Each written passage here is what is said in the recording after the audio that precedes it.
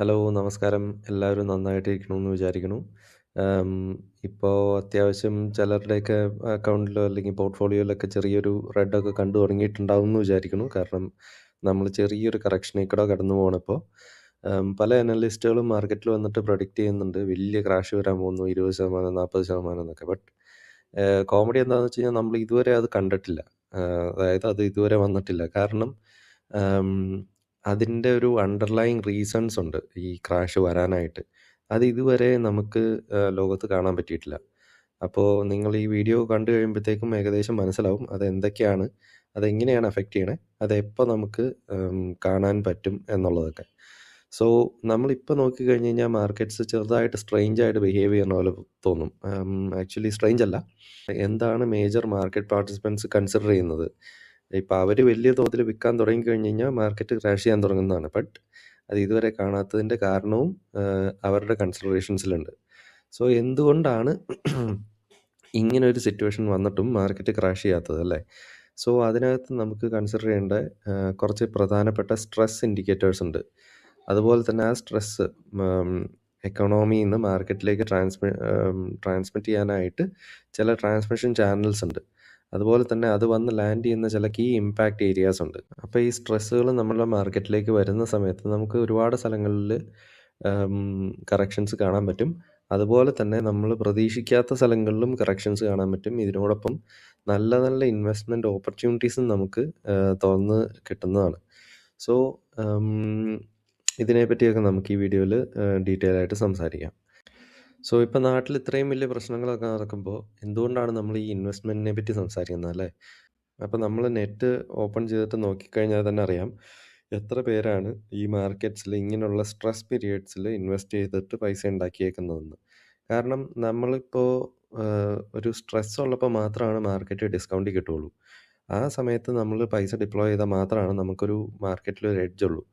അല്ലെങ്കിൽ നമ്മൾ എപ്പോഴും മാർക്കറ്റ് സ്റ്റേബിളായിട്ട് മാത്രമേ നമ്മൾ ഇൻവെസ്റ്റ് ചെയ്യുള്ളൂ എന്ന് പറഞ്ഞു കഴിഞ്ഞാൽ മാർക്കറ്റ് ഒരിക്കലും ഡിസ്കൗണ്ടഡ് ആയിരിക്കില്ല. Stable market is never A discounted market. അതിനകത്ത് നമുക്ക് ലാഭമില്ല. സോ ഇപ്പം നമുക്കൊരു അസറ്റ് വാങ്ങിക്കണമെങ്കിൽ ചീപ്പായിട്ട് വാങ്ങിക്കുമോ എക്സ്പെൻസീവ് ആയിട്ട് വാങ്ങിക്കുമോ? അതായത് ആ അസറ്റ് നമുക്ക് എന്താണെങ്കിലും വാങ്ങിക്കണം. സോ നമ്മൾ ആ അസറ്റ് ചീപ്പായി വരാനായിട്ട് വെയിറ്റ് ചെയ്തിരിക്കില്ലേ? അത് തന്നെയാണ് ഇവിടെയും ചെയ്യുന്നത്. സോ നമ്മൾ എന്താണ് ഇതുവരെ കണ്ടേക്കുന്നത്? ഓയിൽ സ്പൈക്ക് ചെയ്തിട്ടുണ്ട്. വോളറ്റിലിറ്റി ഇൻഡെക്സ്, അതല്ലെങ്കിൽ വിക്സ് ഇൻഡെക്സ് വളരെയധികം എലിവേറ്റഡ് ആയിട്ട് കാണുന്നുണ്ട്. ഇക്വിറ്റീസ് കുറച്ച് വീക്ക് ആയിട്ടുണ്ട്. ഡിഫൻസ് സ്റ്റോക്സ് കുറച്ച് മുകളിലേക്ക് പോകുന്നുണ്ട്. എയർലൈൻസ് സ്റ്റോക്സ് ഡിക്ലൈൻ ചെയ്യുന്നുണ്ട്. സോ എന്തൊക്കെയോ സംഭവിക്കുന്നുണ്ട്, ഒന്നും ഇല്ല എന്നല്ല. But at the same time ഈ റിയാക്ഷൻ ഒരു ടോട്ടൽ സിസ്റ്റമിക് റിയാക്ഷൻ ആയിട്ടില്ല. Which means entire financial system ഇതുവരെ സ്ട്രെസ്സിൽ വന്നിട്ടില്ല. സോ അതെന്തുകൊണ്ടാണെന്ന് മനസ്സിലാക്കണമെങ്കിൽ നമുക്കൊരു കാര്യം അറിഞ്ഞേ പറ്റുള്ളൂ. അതായത് ഈ യുദ്ധം കാരണം എൻറ്റയർ എക്കണോമിക് സിസ്റ്റത്തിൽ എന്ത് ഇമ്പാക്റ്റാണ് വരുന്നത്. Because unless the conflict effects the real economy, markets മാത്രമല്ല റിയൽ എക്കോണമി, മാർക്കറ്റ്സിൽ വലിയ സ്ട്രക്ചറൽ ഡിക്ലൈൻസ് കാണാറില്ല സാധാരണ. സോ ഇവിടെ നമുക്ക് കൺസിഡർ ചെയ്യേണ്ടത് ഒരു 3 ട്രാൻസ്മിഷൻ ചാനൽസിനെ പറ്റിയാണ്. ഈ യുദ്ധം കാരണം ഇമ്പാക്റ്റ് ചെയ്യുന്ന 3 ട്രാൻസ്മിഷൻ ചാനൽസ്. ഒന്ന്, എനർജി. ഇപ്പോഴത്തെ ഏറ്റവും വലിയ ചോദ്യം എന്ന് പറഞ്ഞു കഴിഞ്ഞാൽ ഈ straight of Hormuz actually closing ആണോ? ഈ ഓയിൽ ഫ്ലോസ് കംപ്ലീറ്റ്ലി കൊളാപ്സ് ആവുമോ? ഇൻഷുറൻസ് മാർക്കറ്റുകൾ ഇതിൽ കൂടെയുള്ള ഷിപ്പിംഗ് കംപ്ലീറ്റ്ലി സ്റ്റോപ്പ് ചെയ്യുമോ? ഒരു ചെറിയ റെഡ്യൂസ്ഡ് സപ്ലൈയും അല്ലെങ്കിൽ കംപ്ലീറ്റ് സ്റ്റോപ്പേജും തമ്മിൽ വലിയ ഡിഫറൻസ് ഉണ്ട്.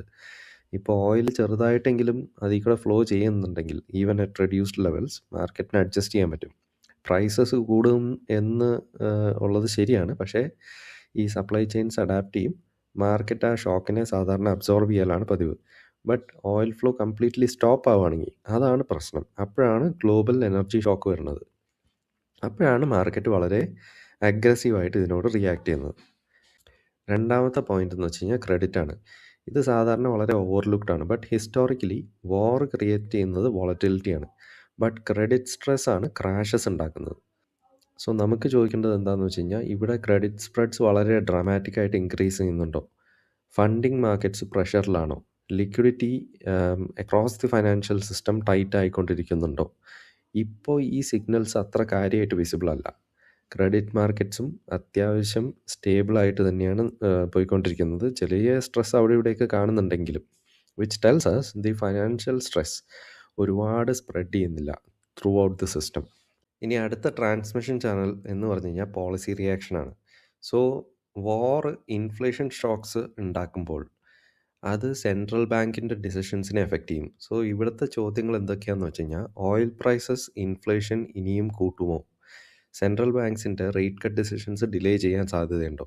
മോണിറ്ററി പോളിസി ഇനിയും ടൈറ്റായിട്ട് തന്നെ നിലനിൽക്കുമോ? ഇപ്പോൾ പോളിസി മേക്കേഴ്സ് ഇതുവരെ വന്നിട്ട് ഇതിനകത്ത് ചേഞ്ചസ് ഒന്നും പറഞ്ഞിട്ടില്ലെങ്കിലും മാർക്കറ്റ് ഇപ്പോഴും ഡിബേറ്റ് ചെയ്യുന്ന പ്രോബബിലിറ്റി എന്ന് പറഞ്ഞു കഴിഞ്ഞാൽ ഇതിൽ വലിയ വ്യത്യാസങ്ങളൊന്നും വരാൻ സാധ്യതയില്ല എന്നുള്ളതാണ്. അതുകൊണ്ട് തന്നെയാണ് മാർക്കറ്റ് വളരെ അഗ്രസീവായിട്ട് റീപ്രൈസസ് ചെയ്യാത്തതും. സോ നമ്മൾ ഈ ഡോട്ട്സ് ഇതുവരെ കണ്ടേക്കുന്ന ഡോട്ട്സ് കണക്ട് ചെയ്ത് നോക്കി കഴിഞ്ഞ് കഴിഞ്ഞാൽ ഒരു ചെയിൻ ആയിട്ട് വരുന്നത് കാണാം. അതായത് യുദ്ധം ഉണ്ടാകുന്നു, അത് ഓയിൽ പ്രൈസ് കൂട്ടുന്നു, ആ ഓയിൽ പ്രൈസ് കൂടുന്നത് കൊണ്ട് ഇൻഫ്ലേഷൻ കൂടുന്നു, അതുകൊണ്ട് ഇൻട്രസ്റ്റ് റേറ്റ് കൂട്ടാനായിട്ട് സെൻട്രൽ ബാങ്ക്സ് ഡിസൈഡ് ചെയ്യുന്നു. ആ ഇൻട്രസ്റ്റ് റേറ്റ് കൂടുന്നത് കൊണ്ട് കോർപ്പറേറ്റ്സിൻ്റെ ഏർണിങ്സ് കുറയുന്നു. ആ കോർപ്പറേറ്റ്സിൻ്റെ ഏർണിങ്സ് കുറയുന്നത് കൊണ്ട് മാർക്കറ്റിൽ വളരെ അഗ്രസീവായിട്ട് റീപ്രൈസിങ് ഉണ്ടാകുന്നു. സോ ഈ ചെയിൻ നേരത്തെ ബ്രേക്ക് ആവുകയാണെങ്കിൽ, അതായത് ഒരുപാട് സമയത്തേക്ക് ഓയിലിൻ്റെ വില കൂടി നിന്ന് ഇൻഫ്ലേഷൻ ഒരുപാട് എക്കോണമീനെ ബാധിക്കുന്ന കണ്ടീഷനിലേക്ക് പോകാതെ ഈ യുദ്ധം നേരത്തെ തീരുകയാണെങ്കിൽ നമ്മളുടെ മാർക്കറ്റ് ഈ ഷോക്ക് അബ്സോർബ് ചെയ്തിട്ട് കണ്ടിന്യൂ ചെയ്യാനാണ് സാധ്യത. സോ അത് തന്നെയാണ് ഇപ്പോൾ കണ്ടത് വെച്ചിട്ട് മാർക്കറ്റ് പാർട്ടിസിപ്പൻസും നോക്കിക്കാണുന്നത്. ഇനി നമുക്കൊരു ഇമ്പോർട്ടൻറ്റ് ക്വസ്റ്റ്യൻ അഡ്രസ്സ് ചെയ്യാം. അതായത് എന്തുകൊണ്ടാണ് ഈ മാർക്കറ്റ് പാർട്ടിസിപ്പൻസ്, അതായത് മേജർ മാർക്കറ്റ് പാർട്ടിസിപ്പൻസ് ഇതുവരെ വളരെ കാമായിട്ട് ബിഹേവ് ചെയ്യുന്നത്? So one of the reason എന്ന് പറഞ്ഞു കഴിഞ്ഞാൽ വളരെയധികം ഡാമേജസ് ഈ ഏരിയാസിൽ, അതായത് മിഡിൽ ഈസ്റ്റിലൊക്കെ വന്നിട്ടുണ്ടെങ്കിലും റെറ്റാലിയേഷൻ വളരെ കാലിബ്രേറ്റഡ് ആയിട്ടാണ് കാണുന്നത്, ഫുള്ളി എസ്കലേറ്ററി ആയിട്ടല്ല. That means market seems to believe that ഒരു ഫുൾ സിസ്റ്റമിക് റിയാക്ഷൻ്റെ പ്രോബബിലിറ്റി വളരെ ചെറുതാണെന്നാണ് മാർക്കറ്റിൽ പൊതുവെ കൺസിഡർ ചെയ്യുന്നത്. So market seems to believe that the probability of a full systemic escalation remains relatively low. But അതുപോലെ തന്നെ ഇമ്പോർട്ടൻ്റ് ആണ്, ഈ കണ്ടീഷൻ എപ്പോൾ വേണമെങ്കിലും മാറാം. മാർക്കറ്റ് കണ്ടീഷൻസ് ഇന്ന് ഇങ്ങനെയാണ് എന്ന് വെച്ച് കഴിഞ്ഞാൽ നാളെ അത് മാറിക്കൂടാന്നില്ല. സോ എന്ത് സിറ്റുവേഷൻ വന്നു കഴിഞ്ഞാൽ മാർക്കറ്റിൽ മാറ്റങ്ങൾ കാണാൻ പറ്റും. ഈ സ്ട്രെയിറ്റ് ഓഫ് ഹോർമുസ് കുറച്ച് നാളത്തേക്ക് ഫുള്ളി ക്ലോസ്ഡ് ആയിട്ടിരിക്കുകയാണെങ്കിൽ നമ്മളുടെ ഓയിൽ സ്പൈക്സിൽ ഇനിയും അഗ്രഷൻ കാണാൻ പറ്റും. അപ്പോൾ ക്രെഡിറ്റ് സ്പ്രെഡ്സ് വളരെയധികം വൈഡായിട്ട് മാറുന്നതായിട്ട് കാണാൻ പറ്റും. പല രാജ്യങ്ങൾ ഇതിനായി ഈ ഒരു കോൺഫ്ലിക്റ്റിനകത്ത് ഇൻവോൾവ് ആവുന്നത് കാണാൻ പറ്റും.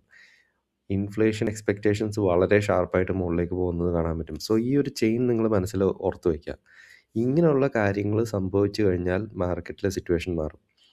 ഈ കാര്യങ്ങൾ വളരെ ഡെഫിനറ്റീവായിട്ട് സംഭവിക്കാതിരിക്കുന്നിടത്തോളം കാലം നമ്മൾ ഒരുപാട് വോളറ്റിലിറ്റി കാണേണ്ടി വരും സിസ്റ്റത്തിൽ. ബട്ട് ഒരു സിസ്റ്റമിക് ക്രൈസിസ് അവിടെയും അപ്പോഴും ഉണ്ടാവാൻ സാധ്യതയില്ല. ഇനി നമുക്ക് മാക്രോ എന്ന സെക്ടേഴ്സിലേക്ക് നീങ്ങാം. So even if the overall market remain stable, പല ഇൻഡസ്ട്രീസ് പല രീതിയിലാണ് ഈ ജിയോ പൊളിറ്റിക്കൽ ഷോക്സിനോട് റെസ്പോണ്ട് ചെയ്യുന്നത്. സോ ഇവിടുത്തെ കീ ഡ്രൈവർ, ഈ യുദ്ധം കാരണം ഉള്ള കീ ഡ്രൈവർ എന്ന് പറഞ്ഞു കഴിഞ്ഞാൽ എനർജി കോസ്റ്റും സപ്ലൈ ചെയിൻ ഡിസ്ട്രപ്ഷനുമാണ്. സോ ഒരു കോൺഫ്ലിക്റ്റ്, ഇങ്ങനെ ഒരു മേജർ എനർജി ചോക്ക് പോയിന്റ്, അതായത് സ്ട്രെയിറ്റ് ഓഫ് ഹോർമൂസിനെ ത്രെട്ടൻ ചെയ്യുമ്പോൾ അതൊരു വളരെ സ്പെസിഫിക് ആയിട്ടുള്ള മെക്കാനിസംസ് വഴി നമ്മളെ എഫക്റ്റ് ചെയ്യുന്നതാണ്. അതായത് fuel cost, transportation, food prices, supply chain delays, insurance premiums. So ഇങ്ങനെയുള്ള കാര്യങ്ങൾ എങ്ങനെയാണ് സെക്ടേഴ്സിനെ ഡയറക്റ്റായിട്ട് ഇമ്പാക്റ്റ് ചെയ്യുന്നതെന്ന് നമുക്ക് നോക്കാം. സോ വളരെ ബ്രീഫായിട്ട് നോക്കുകയാണെങ്കിൽ എയർലൈൻസ്, അതായത് ഒന്നാമത് അവർക്ക് ഫ്യൂവൽ കോസ്റ്റ് വളരെ ഹൈ ആണ്, രണ്ടാമത് അവരുടെ ട്രിപ്സ് ക്യാൻസൽ ആയിക്കൊണ്ടിരിക്കുകയാണ്. സോ ഒബ്വിയസ്ലി ഈ സെക്ടറിനെ വളരെ നെഗറ്റീവായിട്ട് ഇത് ബാധിക്കും. രണ്ടാമത് ട്രാവൽ ആൻഡ് ടൂറിസം, ബിക്കോസ് ആളുകൾക്ക് ട്രാവൽ ചെയ്യാൻ താല്പര്യമില്ലാത്തൊരു സമയമാണ്. പിന്നെ ഹോട്ടൽസ് ആൻഡ് ഹോസ്പിറ്റാലിറ്റി, ഇതും അതിനോട് അനുബന്ധിച്ചിട്ടുള്ളൊരു ഫീൽഡാണ്. സോ ഇവിടെയും പല പല കാരണങ്ങൾ കൊണ്ട് വില വർദ്ധിക്കുന്നതായിട്ട് കാണാം. ഇനിയാണ് ഏറ്റവും പ്രധാനപ്പെട്ട ഒരു ഫീൽഡ്, കെമിക്കൽസ് ആൻഡ് പ്ലാസ്റ്റിക്സ്. ഈ പെട്രോളിയത്തിൽ നിന്നാണ് പല പല കെമിക്കൽസും ഡിറൈവ് ചെയ്യുന്നത്. പ്ലാസ്റ്റിക്സ് ആയിക്കോട്ടെ, ഫെർട്ടിലൈസേഴ്സ് ആയിക്കോട്ടെ, സിന്തറ്റിക് മെറ്റീരിയൽസ് ആയിക്കോട്ടെ, പെട്രോകെമിക്കൽ ഫീഡ് സ്റ്റോക്സ് ആണ് ഇതിൻ്റെയൊക്കെ ഇൻപുട്ട്. സോ ഓയിൽ പ്രൈസ് കൂടിക്കഴിഞ്ഞ് കഴിഞ്ഞാൽ ഇതിൻ്റെയൊക്കെ പ്രൈസ് കുത്തനെ കൂടും. ഇനി അടുത്തതെന്ന് പറഞ്ഞു കഴിഞ്ഞാൽ ഷിപ്പിംഗ് ആൻഡ് മാരിടൈം ലോജിസ്റ്റിക്സ്. ഇവിടെ ഒരു മിക്സ്ഡ് ഒരു സിറ്റുവേഷനാണ്. കാരണം ഇവർക്ക് ഒരുപാട് അവരുടെ യൂണിറ്റ് എക്കണോമിക്സ്, അതായത് പെർ ഷിപ്മെൻറ്റ് കോസ്റ്റ് ഒരുപാട് ഹൈ ആയിട്ട് ഇവർക്ക് വാങ്ങിക്കാൻ പറ്റും എങ്കിലും ഇവർക്ക് കൊടുക്കേണ്ടി വരുന്ന ഇൻഷുറൻസ് വളരെ ഹൈ ആണ്. ഇവർ ഫേസ് ചെയ്യുന്ന റിസ്ക് വളരെ ഹൈ ആണ്. ട്രിപ്സ് വളരെ ലോ ആണ്.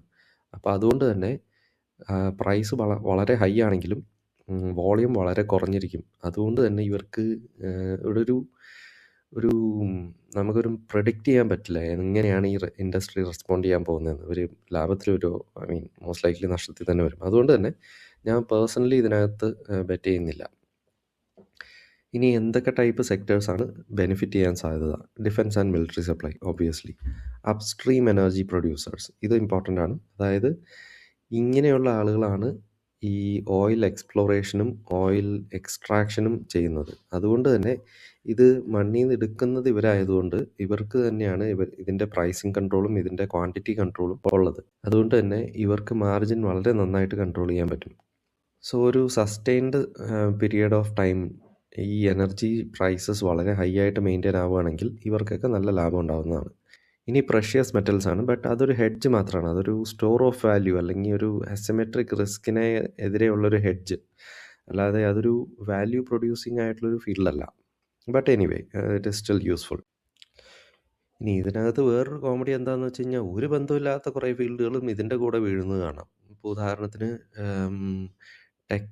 Tech hardware, health care, health tech, unrelated ആയിട്ടുള്ള ഇൻഡസ്ട്രിയൽസ്, മീഡിയ കമ്പനീസ്, ഇതൊന്നും താഴേക്ക് വീഴേണ്ട ഒരു ആവശ്യമില്ല. ബട്ട് സ്റ്റിൽ അത് വീഴുന്നത് കാണാം. കാരണം ഈ ഇൻവെസ്റ്റേഴ്സ് അവരുടെ പോർട്ട്ഫോളിയോ റിസ്ക് റീബാലൻസ് ചെയ്യുന്നതാണ് ഇതിൻ്റെ കാരണം. അപ്പോൾ ഇതുപോലുള്ള ഒരുപാട് ഹൈ ഡ്യൂറേഷൻ സ്റ്റോക്സുകളൊക്കെ ഇവർ ഒഴിവാക്കിയിട്ട് അല്ലെങ്കിൽ അതിൻ്റെ പ്രൊപ്പോർഷൻ കുറച്ചിട്ട് കുറച്ചും കൂടി ക്യാഷിലേക്കോ അല്ലെങ്കിൽ ഡിഫെൻസീവ് സ്റ്റോക്സിലേക്കോ മാറ്റുന്നതായിട്ട് കാണാൻ പറ്റും.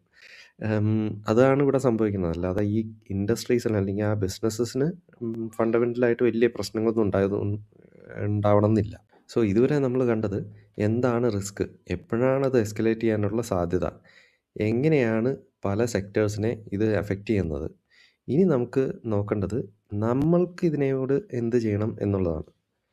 സോ ഏതൊരു ഇൻവെസ്റ്ററിനും ഏറ്റവും ഇമ്പോർട്ടൻ്റ് ആയിട്ടുള്ള ക്വസ്റ്റ്യൻ എന്ന് പറഞ്ഞു കഴിയുമ്പോൾ ഫണ്ടമെൻ്റലി ഈ സെക്ടർ അല്ലെങ്കിൽ ഈ ബിസിനസ് നല്ലതാണോ അല്ലയോ, ഈ സെക്ടറിൻ്റെ ഫണ്ടമെൻ്റൽസ് എന്തൊക്കെയാണ്, അല്ലെങ്കിൽ ഈ രാജ്യത്തിൻ്റെ ഫണ്ടമെൻ്റൽസ് എന്തൊക്കെയാണ്. സോ ഫണ്ടമെൻ്റൽസ് ആണ്, അതായത് പല ലെവൽസിൽ, ഒന്ന് രാജ്യത്തിൻ്റെ, രണ്ട് ആ സെക്ടറിൻ്റെ, മൂന്ന് ആ സെക്ടറിനകത്തുള്ള ആ ബിസിനസ്സിൻ്റെ, ഈ ലെവൽസിൽ വരുന്ന ഫണ്ടമെൻ്റൽസ് ആണ് ആ ബിസിനസ് വിജയിക്കുകയോ അല്ലയോ എന്നുള്ളത് ഡിസൈഡ് ചെയ്യുന്നത്. സോ ഇപ്പോൾ ഉദാഹരണം പറഞ്ഞു കഴിഞ്ഞാൽ, ഇപ്പോൾ ബിസിനസ് ഫണ്ടമെൻ്റൽസിൻ്റെ ഉദാഹരണം പറഞ്ഞു കഴിഞ്ഞാൽ ഒരു ഗുഡ് നാരറ്റീവ്, സ്റ്റേബിൾ ആയിട്ടുള്ള ക്യാഷ് ഫ്ലോ, സ്ട്രോങ് ആയിട്ടുള്ള ബാലൻസ് ഷീറ്റ്സ്, വളരെ low debt levels, consistent earnings growth, durable demands for the products. So ഈ ഫണ്ടമെൻ്റൽസ് കയ്യിലുള്ള കമ്പനികൾ വലിയ മാർക്കറ്റ് വോളറ്റിലിറ്റി വന്നാലും അത്യാവശ്യം റെസിലിയൻ്റ് ആയിട്ട് കണ്ടിന്യൂ ചെയ്യുന്നതായിട്ട് കാണാം.